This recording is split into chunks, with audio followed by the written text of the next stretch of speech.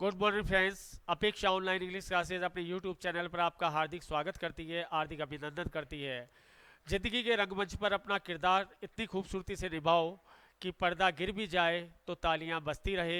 आइए इसी के साथ शुरू करते हैं आज हमारा नया section, phrase section with application. आज की फ्रेज देखिए आप, हेड विल रोल। इसकी एप्लीकेशन को देखिए, हेड विल रोल का आंसर क्या आएगा।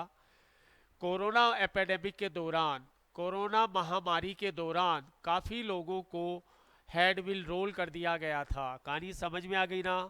हेड विल रोल का मतलब होगा बर्खास्त कर देना, नौकरी से निकाल देना। कोरोना वायरस के दौरान लोगों को क्या कर दिया गया था? हेड विल रोल कर दिया गया था।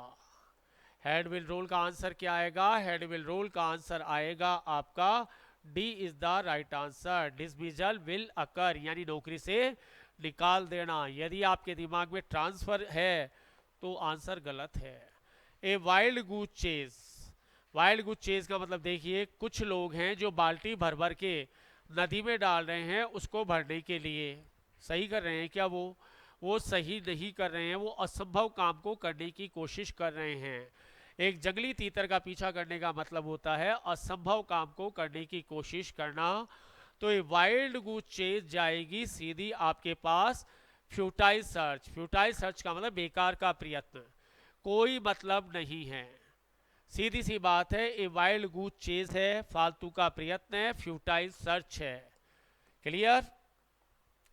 आउट एंड आउट, किसी ने कहा कि मैं तुमको अच्छे से जानता हूं। I know you out and out, I know you out and out. Out and out का मतलब रग रग से वाकिफ होना, किसी को पूर्ण रूप से जानना। आउट एंड आउट कहलाएगा answer number 8, totally is the right answer. तो आउट एंड आउट का सिमिलर जो आंसर है वो क्या आया? Totally. Fair and square deal, answer नहीं देखना है। एप्लीकेशन पर आओ, कहानी पर आओ। यदि आपने, किसी भी इंसान ने नेशनलाइज बैंक से लोन लिया है, प्राइवेट फाइनेंस से लोन नहीं लिया है, उसने नेशनलाइज बैंक से लोन लिया है, तो क्या कोई गड़बड़ है क्या? कोई फर्जीवाड़ा है क्या? कोई उससे रेट ऑफ इंटरेस्ट ज़्यादा लेगा क्या? नहीं, सारा जो काम होगा वो कानून कायदों के तहत होगा। तो फेयर एंड स्क्वायर डील का मतलब होगा ईमानदारी से भरा हुआ काम। Answer number B is the right answer, honest is the right answer. तो फेयर एंड स्क्वायर डील का क्या मतलब होगा? Honest is the right answer. Next आइए, टेक आफ्टर। टेक आफ्टर को समझिए। प्रियंका गांधी अपनी दादी जैसी लगती हैं। प्रियंका गांधी दादी जैसी टेक आफ्टर करती हैं। प्रियंका गांधी टेक आफ्टर करती है अपनी ग्रैनी को। टेक आफ्टर का मतलब किसी के जैसा लगना, शक्ल में, अकल में, चाल ढाल में, किसी के जैसा लगना, एटीट्यूड में, व्यवहार में। आंसर नंबर जाएगा डी के पास, रिजेंबल। रिजेंबल के साथ क्या नहीं आएगा? रिजेंबल के साथ प्रपोजिशन विथ और टू नहीं आएगा। रिजेंबल के साथ विथ और टू यूज नहीं होता है, ग्रामर का एक एक्स्ट्रा पॉइंट। पे थ्रू द नोज, किसी जमाने में कहीं पर किसी की नाक ज़्यादा लंबी छोटी होती थी तो अकॉर्डिंग उससे टैक्स लिया जाता था। तो पे थ्रू नोज का मतलब क्या हो गया? कहीं पर किसी चीज़ की कमी हो गई, किसी भी चीज़ की कमी हो गई और आपको वो चीज़ चाहिए, तो आपको पे थ्रू द नोज करना पड़ेगा, ब्लैक में लेना पड़ेगा, अत्यधिक दामों पर लेना पड़ेगा। तो answer C is the right answer. Pay an extremely high price क्या कहलाएगी? Pay through the nose. Clear? On the cuff, आपने मोबाइल लिया, कार ली, किस पे ली? किस्तों पे ली। आपने कार, मोबाइल, लैपटॉप किस पे लिया? किस्तों पे लिया। किस्तों का मतलब ऑन द कफ लिया, ऑन द कफ का मतलब उधार पर लिया। सीधी सी बात है। कार हम नगद में नहीं लेते हैं, ऑन द कफ ही लेते हैं। तो आंसर नंबर क्या जाएगा? On credit, A is the right answer, उधार पर। तो ऑन द कफ का क्या मतलब हो गया? On credit. रेस्ट और लोरेंस, जो आदमी रेस्ट ऑन लॉरेंस होता है वो अपनी ज़िंदगी में कभी प्रोग्रेस नहीं कर सकता है, ये बात तय है। रेस्ट ऑन लॉरेंस का मतलब दाल रोटी से खुश, कि साहब खुश हैं हम तो। रेस्ट ऑन लॉरेंस का मतलब अपनी उपलब्धि से संतुष्टि हो जाना, यानी एक बार नौकरी लग गई तो लग गई। आंसर नंबर क्या जाएगा? डी के पास, टू बी कॉम्प्लीसेंट। क्लियर? अपनी उपलब्धि से राजी होना, rest on Lawrence. Option choice का मतलब है सपोज करिए आप ओवर एज हो गए कंपटीशन की एज है 30 इयर्स, आप हो गए 31 साल के, क्या आप कंपटीशन दे सकते हैं? नहीं। क्या आप सरकारी नौकरी में जा सकते हैं? नहीं। आपके पास क्या चॉइस है, या तो प्राइवेट जॉब करो या बिजनेस करो, इसके अलावा आपके पास खत्म, ऑप्शन चॉइस आ गई, मतलब आपकी चॉइस खत्म हो गई, no real choice at all. Option choice का मतलब है अंतिम विकल्प यही है, आपके पास चॉइस नहीं है।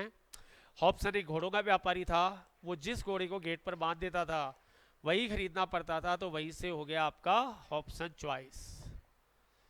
नेक्स्ट आइए, turn an honest many. Suppose करिए कोई अपराधी है, वो जेल में रहते रहते वहीं पूजा करने लग गया और एक पुजारी बन गया। अपराधी था, डाकू था, वहीं पुजारी बन गया, बाद में भी वो अच्छा काम करने लग गया। ऑनेस्ट का मतलब ईमानदार, पैनी का मतलब पैसा, टर्न का मतलब अच्छे काम से पैसा कमाना, वैध साधनों से पैसा कमाना, टर्न एन ऑनेस्ट पैनी कहलाएगा। आंसर जाएगा ए के पास, मेक ए लेजिटिमेट लिविंग। जायज जीवन जीना, वैध जीवन जीना, टर्न एन ऑनेस्ट पैनी। हरक्यूलियन टास्क, क्या देश में से या दुनिया में से भ्रष्टाचार को मिटाना आसान है? क्या नहीं, मुश्किल है, असंभव तो नहीं है। भागीरथी प्रयत्न को बोलेंगे, भागीरथी प्रयत्न को बोलेंगे हरक्यूलियन टास्क। आंसर जाएगा आपका, आंसर मेहनत के काम के लिए जाएगा, आंसर जाएगा a great effort, A work requiring very great effort, Herculean task, यानी बहुत मेहनत की जरूरत है। स्टैंड ऑफिस, पुलिस वाले स्टैंड ऑफिस होते हैं अपराधों के प्रति, पुलिस वाले स्टैंड ऑफिस होते हैं अपराधों के प्रति, यानी स्टैंड ऑफिस होते हैं उदासीन होते हैं अपराधों के प्रति। उदासीन को बोलेंगे स्टैंड ऑफिस। आंसर नंबर क्या आएगा? इनडिफरेंट, यानी कोई इंटरेस्ट नहीं लेते हैं। नेक्स्ट आइए, ऑफ एंड ऑन। मेरा जो दोस्त है, किसी का दोस्त है, वो ड्रिंक लाइक ए फिश करता है मगर of and on, drink like a fish करता है मगर ऑफ एंड ऑन, यानी कभी कभार, रोज नहीं करता अनियमित रूप से, कभी कभार को बोलेंगे ऑफ एंड ऑन। आंसर किसके पास जाएगा? सी के पास, अकेजनली। अकेजनली का मतलब कभी कभार, ऑफ एंड ऑन। नेक्स्ट आइए, स्पिल द बीन्स। पुलिस वालों ने किसी को रिमांड पर ले लिया, पुलिस वालों ने किसी को रिमांड पर ले लिया, रिमांड पर लेने के बाद वो सच्चाई उगलेगा। स्पिल द बीन्स का मतलब राज खोल देना, सच्चाई खोल देना। बीन्स कहते हैं फलियों को, स्पिल कहते हैं छीलने को, राज खोलने को स्पिल द बीन्स कहलाएंगे। C the right answer, revealing the information, राज या सूचनाएं खोल देना। ग्रीन आइड मॉन्स्टर, आपके जो रिश्तेदार हैं मैक्सिमम, वो आपकी सक्सेस के बाद ग्रीन आइड मॉन्स्टर हो जाएंगे। आपके जो रिश्तेदार हैं मैक्सिमम, सारे नहीं, वो आपकी सफलता के बाद ग्रीन आइड मॉन्स्टर हो जाएंगे, मतलब जलनशील हो जाएंगे कि आप सफल क्यों हुए। जलनशील के लिए क्या बढ़ाएगा? Jealousy. Jealousy is the right answer. Envy भी हो सकता था, लेकिन जेलसी के होते हुए एनवी नहीं होगा। गॉड द सैक, किसी ने अपनी कंपनी में हेरा फेरी कर दी, मैनिपुलेट कर दिया, किसी ने अपनी कंपनी में क्या कर दिया? हेरा फेरी कर दी, उसको गॉड द सैक कर दिया। रखेंगे थोड़ी, प्रमोशन थोड़ी करेंगे, नहीं, उसको नौकरी से निकालेंगे, वाट डिसमिस्ड। सैक का मतलब होता है बोरी, बोरी दे देना का मतलब जा भैया अपने घर जा। एक गुड समैरिटन, रतन टाटा जी हैं या जितने भी बिल गेट्स हैं, उन्होंने अपना काफ़ी पैसा डोनेट कर रखा है, वो गुड समैरिटन है, मसीहा हैं, दूसरों की मदद करते हैं मुसीबत में। आंसर नंबर बी, ए हेल्पफुल पर्सन क्या कहलाएगा? Good Samaritan. A man in the street, कोई भी आम आदमी है, साधारण आदमी को बोलते हैं मैन इन द स्ट्रीट, साधारण आदमी, वीआईपी नहीं है, सेलेब नहीं है, मैन इन स्ट्रीट है। Answer number A, A ordinary person, man in the street कहलाएगा A ordinary person. Out of shell, suppose करिए किसी फिल्म का हीरो है, वो देखा करो एंड मूवमेंट पर आ जाता है, फिल्म का हीरो क्या करता है?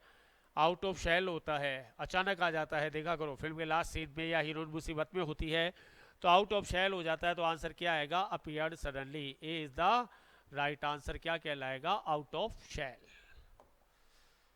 नेक्स्ट पर आइए, throw down the glove. Throw down the glove का मतलब होगा करगिल के युद्ध में, करगिल युद्ध में जो एनिमी की सेना थी, करगिल वार में एनिमी जो थे हमारे, एनिमी की जो भी लोग थे, आर्मी के लोग थे, उन्होंने थ्रू डाउन द ग्लव कर दिया था। समझ में आ गया होगा आपके, हार स्वीकार कर लेना, हार स्वीकार करना थ्रू डाउन द ग्लव कहलाएगा।